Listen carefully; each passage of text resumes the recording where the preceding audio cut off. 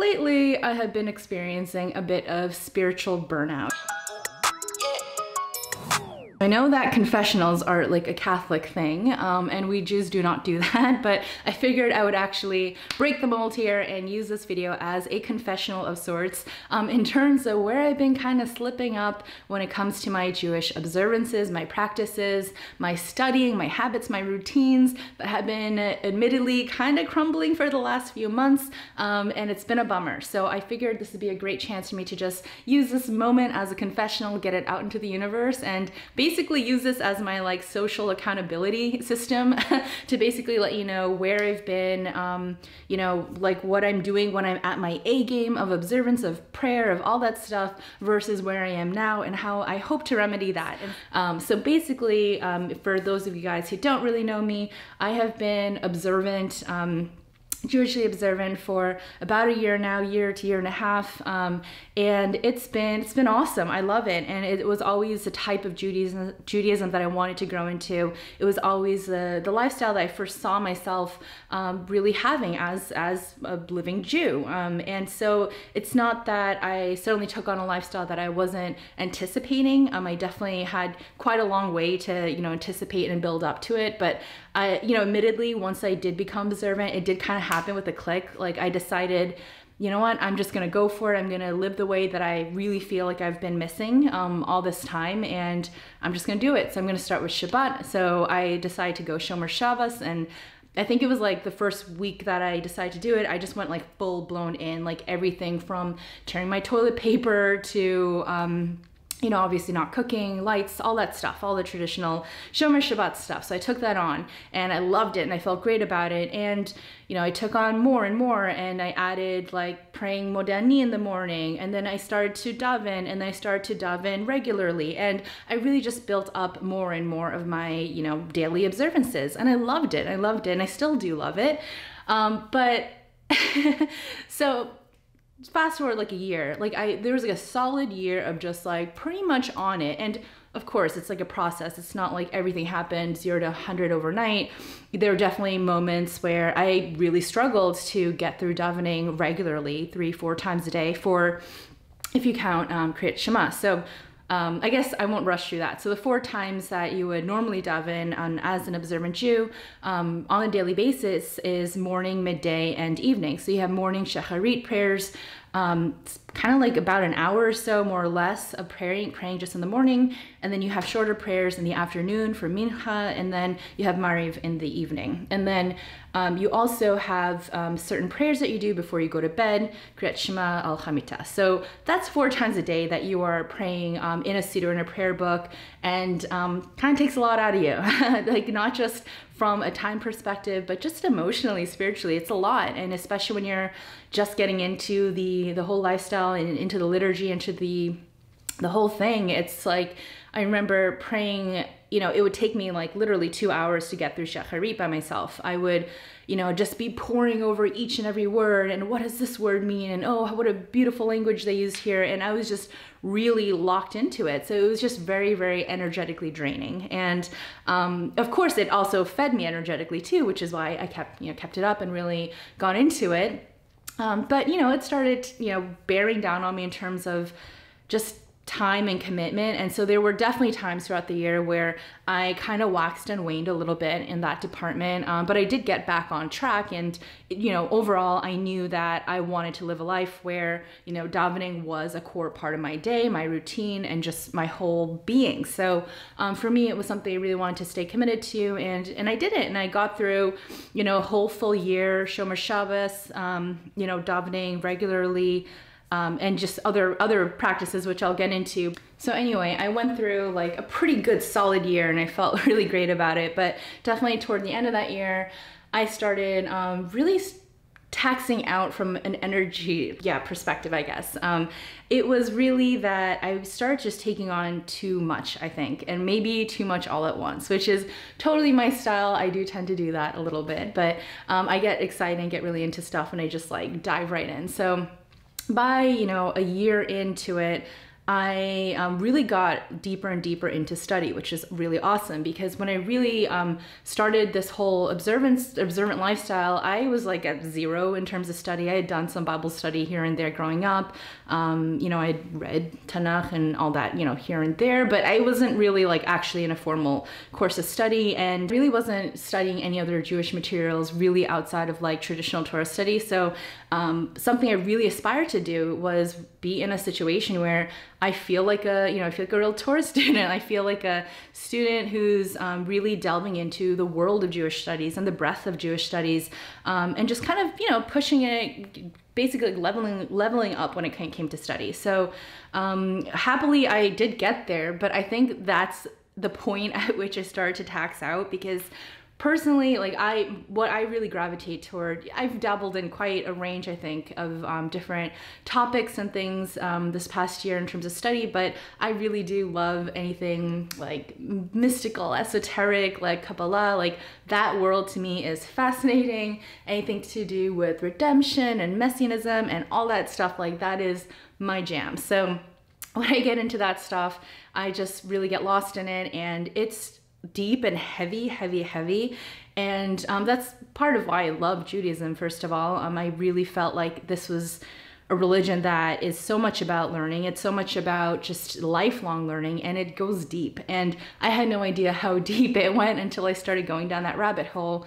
And for me, I would basically find myself like, lately, it's like I'm reading like 10 books at a time, because my brain is so fried from some of these concepts and stuff that I'm studying that I literally just like need a minute. I can't even like read a whole book all at once, because it's just like too much conceptually. And so I just feel really frazzled. I feel like I'm like, it's that I'm having a hard time synthesizing a lot of these different concepts and these different like Kabbalistic theories, and just, it's a lot.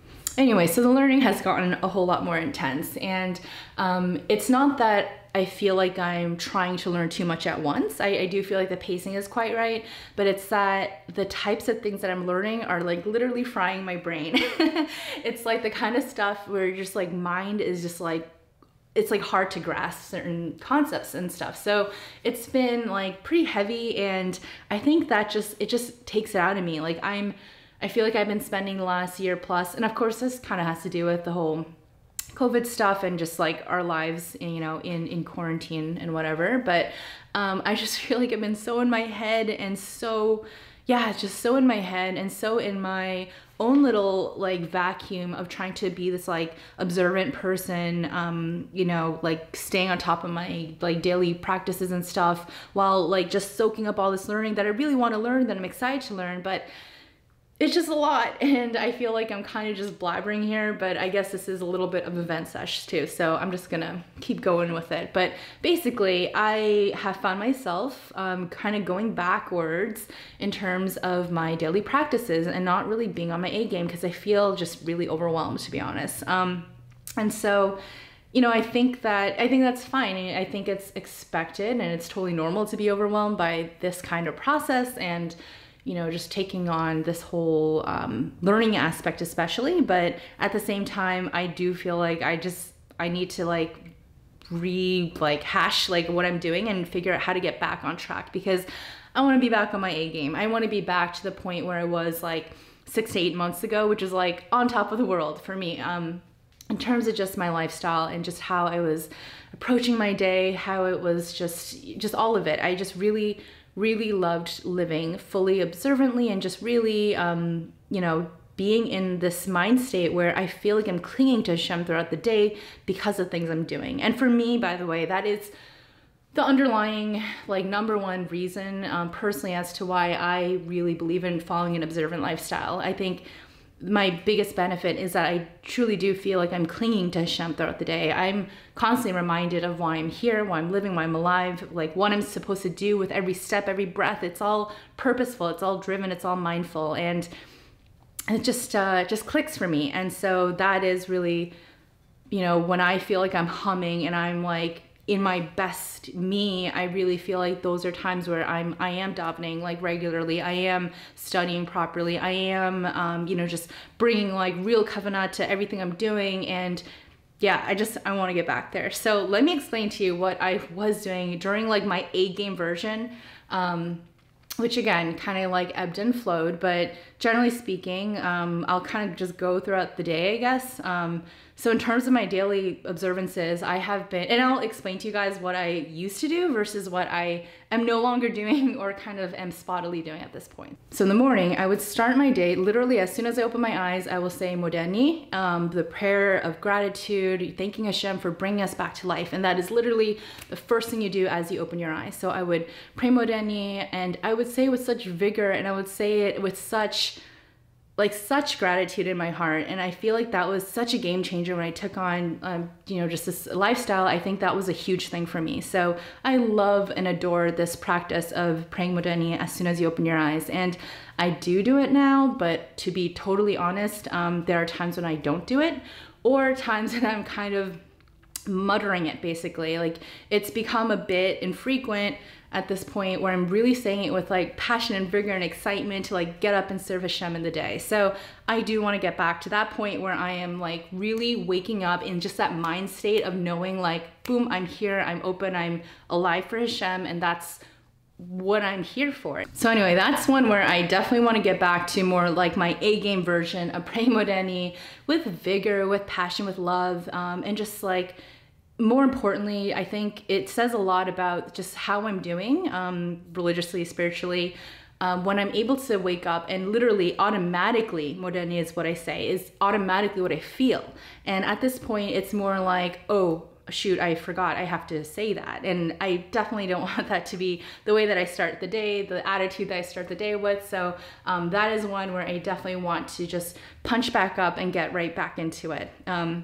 So after I pray Modeni, the next thing I do is I'll wash Negelwasser, Netilat Yadayim. So that's when you, the ritual hand washing, you do it right beside your bed. And every day I would wash my hands and say the blessing, and then you get up and you start your day. So that I am still doing. I haven't stopped that, admittedly, because this is a confessional. Admittedly, there have been like less than a handful, but a few times where I forgot to prepare my Negelwasser before I went to bed, and I didn't actually wake up and wash. So there were a few times, didn't love that I didn't do it, but there it is. So I think, you know, there again too, during my A game version of it, I was really like, I really had my heart in it. I was really doing it with kavanah. I was being mindful. And when you wash Netilat Yadayim in the morning, when you're washing Negelwasser, you are really preparing yourself for the day, preparing yourself to serve Hashem. And that's really the state of being you want to be in. Yes, like you are washing off ritual impurity, you know, there is that aspect of it. But for me, it was so much more about preparing my hands for work, preparing my body for work, and knowing that I was rising up to actually be able to serve my Creator. So I've definitely lost that in terms of, you know, where my head and my heart are at when I'm actually washing in the morning. So that is something I totally want to get back into. Okay, so those are the easy ones. Like, let's get into the meatier ones, which is just like the davening aspect. So in my A game version, I would be doing, you know, like I said, all my 4 prayers. I'd have Shacharit, Mincha, Mariv, and then Kriyat Shema al Chamita. And I would pray these not only fully and thoroughly, you know, every single word, like the Mishnah portion, like just all of the whole liturgy, like literally not a word I wouldn't skip. And I would also be actually looking at, like, I would look at my Zmanim app to like find the proper Zman to pray these different prayers. And I was like really on the dot about it. And I loved that. And I loved the routine. I loved the structure that that gave me. And more importantly, I really loved the service of, it was like, that was my version of Avodat Hashem. It was my moment to really say, I'm taking a pause in my day to be able to pray to Hashem, to remind myself to be grateful, to remind myself that I'm here to serve Him. And so I just felt like carving that into specific moments of the day was just so amazing, and I loved it. And frankly, I got lazy, and there were, you know, it would kind of get spotty. And like I said, I've gone through that before, so I was just kind of shrugging it off like, all right, you know, I missed Mincha today. It's okay. I'll get back on track tomorrow. But it's become a bit of a slippery slope. And my big confessional is that there have been literally full days where I'm not davening. So that feels supremely not okay to me. And yeah, I really hate that I've gotten to, I don't want to use that word, that's bad language. I really, you know, I really wish that it wasn't, if that wasn't so. I wish that I was back on my A game, like maybe not necessarily praying like on the specific, like, you know, zmanim and stuff. Like I'm okay if I'm within the, you know, the halachic ranges of the zman. But you know, basically, like, look, long story short, I want to get back into that pattern, into that routine. And it's just such a bummer. And I feel like that has been just, the biggest loss for me. And I'm just truly struggling to get back on track. I literally, even like a week or two ago, I created like this intricate like chart of like davening, and I like wrote down all the different times I would daven, and then I had other things I would do in the day, and I had to like check off the box, and like had this whole system. It kind of worked, but I was like really sludging through it, and you know, that kind of fell by the wayside, and I'm just struggling to get back on track here. So that is my big like ugly confession. That's like the big thing that I'm just feeling so icky about, to be honest. And you know, I want to be gentle here, and I also don't want to like turn you guys off if you're going through this as well. It's totally fine. Like it happens. Like we're human, and especially if you're new to this like I am, then give yourself a little gentle break. Of course, we want to get back into it, but you know, I basically I'm saying, you know, I don't mean to be so harsh or hard on myself or anyone else who's going through this, but yeah, doesn't feel good. So that's the big one. Oh, and I forgot to mention, so kashrut, I definitely have been keeping up. I will never go back in terms of my dietary lifestyle. So that's been fine. That's not been compromised, Baruch Hashem. And the other thing, Asher Atzar, like I still do that pretty hardcore, like haven't, you know, missed any of that. And then my brachot, like before I eat, I do that. But I will admit there have been a few times that I've like taken a bite and I've forgotten to say my bracha, which doesn't feel great. And then more importantly, my I don't know how you'd say brachot arona, my bracha achrona, I think is how you say it, the after blessing, the after blessings, which are just as important as the blessings before. I think a lot of people forget to do these just in general, but again, on my A game, I was like really on it, and I would do my bracha with kavanah before I ate a little morsel of food, and you know, after I would eat, I would say my after blessing, my bracha achrona. I think that's what it's called. You know, so whether that's, you know, birkat hamazon or borei nefashot, I would be doing that. And, you know, that has definitely fallen by the wayside. There have been many moments lately where I'm not doing the full after blessing. So that's not great either. But that's basically where I'm at. Those are all, I think, the different, like, things I'm doing in terms of like ritual and observance. Shabbat, by the way, actually has not been compromised. That too, I feel like that's something where it's just like in me now, and I'm, you know, it's pretty natural. So not gonna go back on that. And kind of in line with that, I have been staying on top of my weekly Parsha study. So those are things that have, you know, thankfully been going just fine, and really do feel like they're ingrained within me. So it's really the tougher ones, like just the rest of studying, like outside from the weekly Parsha, you know, just doing that in a regular pacing, I guess. I'm just feeling like I'm scattered a little bit because I'm learning too many things at once sometimes. And yeah, like I said, it's the praying, it's the davening. I really need to just get back on track with that. And I don't know where this video is going, to be honest. I don't know what else I wanted to share with that about you. I guess I just really want to confess this is where I'm at.